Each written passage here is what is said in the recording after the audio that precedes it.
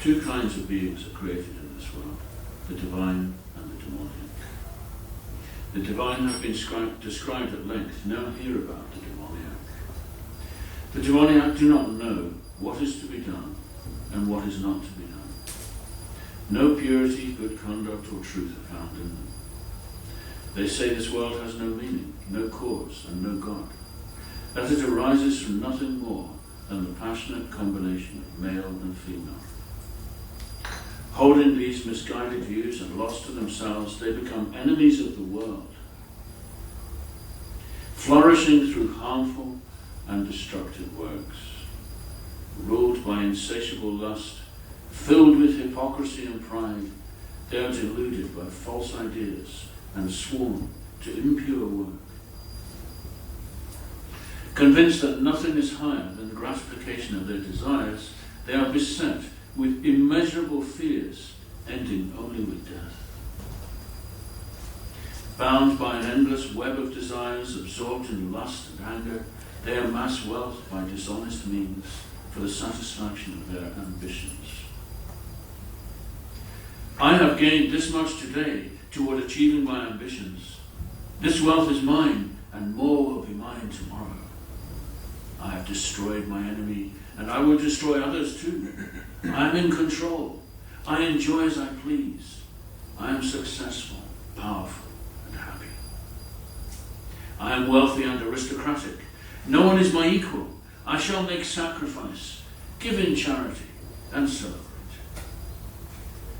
Deluded by ignorance, the mind of darkness thinks like this. Distracted by countless worries, bound by a network of illusions, and addicted to sense enjoyment, the demoniac fall into the depths of darkness. Conceited and obstinate, proud and intoxicated with their wealth, they make a show of religion without caring for its true formal meaning.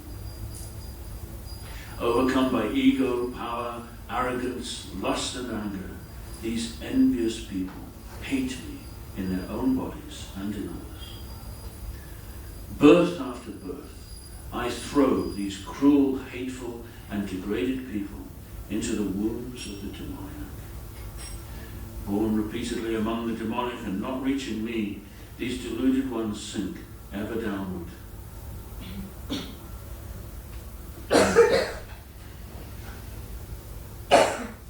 So it's a great warning we find in the Bhagavad Gita.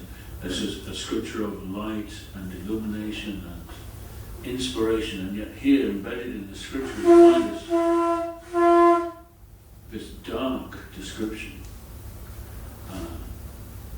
reminding us, don't become sentimental in this world. Krishna consciousness is not some sentimental game. Of course, we know that, but it's a reminder that there are dark forces in this world.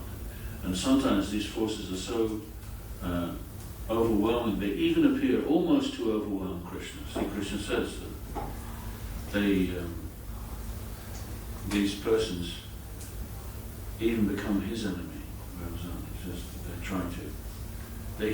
Such envious people hate me in their own bodies and in others. So at the beginning of this chapter, when Krishna says, I'm going to describe these two natures, he says to Arjuna, but don't worry, Arjuna, because your nature is divine. I'm not about to describe you. And it's the nature, a humble devotee, when we hear these descriptions, we might think, oh gosh, am I like that? Do I? Because it's not black and white. There may be some trace of negativity, there. And ultimately, another point to reflect on in that chapter is Krishna, and never at any point does he call the soul demoniac. He says the nature is demonic. Right at the beginning of the chapter, he says,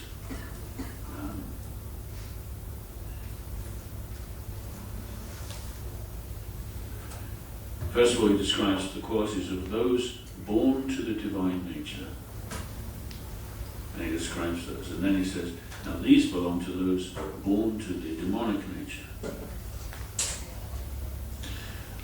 So it's not that the soul itself ever becomes demonic, but is covered by this demonic nature. So he reassures Arjuna, don't worry, you're not a demon, but you should be aware of this nature. It's there. And here we're reminded of that Krishna, he responds to the demonic nature, Vinashaya to Dushkritam. I come to destroy the demoniac. And the reason he does that is because it's actually a very miserable existence. The demon is described here as saying, I'm perfect, powerful, and happy, I'm enjoying. He has to keep saying that to himself. But the reality is that anyone who lives their life by harming others, they will die miserable. There's an amazing account, actually. Have you heard of Emperor Aurangzeb? He was in Mughal India. Was it Ashok? Am I getting it right? Ashok was... Akbar was, I think, in the time of the Buddha, wasn't it? When he spread Buddhism. Ashok was this glorious, enlightened emperor. He was a Muslim, but he was pretty enlightened, and he used to discuss... Oh, I'm getting it the wrong way around. Oh, you're right. Yeah, thank you. Akbar. Yeah, you got it right. Thank you. So Akbar, although he was a Muslim, he was actually quite enlightened. He used to converse with Goswamis. And he gave protection to Vrindavan. And who was the one that built the Taj Mahal? The historian here. Shah Jahan. Was he? He was the son of Ashok. Jahangir, and then Shah Jahan, and then Aurangzeb. Okay. Who's Jahangir? He is the son of Akbar. Okay. So this dynasty, they were pretty extraordinary people. They were great men. Great doesn't necessarily mean good, but they were great. And so, yes, so the son of Ashok, Jahangir, and then his son built the Taj Mahal to mourn for his widow, his departed wife. Mamtaz. Mamtaz is the wife. Mamtaz. Yeah. Right. But his son, Aurangzeb, was a completely different story. And he spent most of his life as a monarch making war. He had a huge army which was constantly maneuvering around the northern part of India, waging battle. And the history describes that his armies were so vast and numerous that if they would stay in any one part of the country, that whole area within 50 miles would be denuded of produce in order to feed the army. And he lived with his armies. He spent very little time back at the palace. Now, supposedly he was a religious man. You can go to the Red Fort in the place where the Taj Mahal is in where's the Taj Mahal? Agra. You can go to the Red Fort in Agra, and you can see his mosque. He's also got one in the Red Fort in Delhi, hasn't he? He was considered by some to be a saint, but actually he spent his life, waging war. And there's an amazing account that when he reached the end of his life, he was deeply, deeply depressed. And by the way, he killed many Vaishnavas and Brahmins, many. And he also sacked Vrindavan. He was the one that had the upper portion of the Govindaji temple dismantled, and so on and so on. So at the end of his life, there is a sort of an account that he is almost his final words, where he said, I have spent my life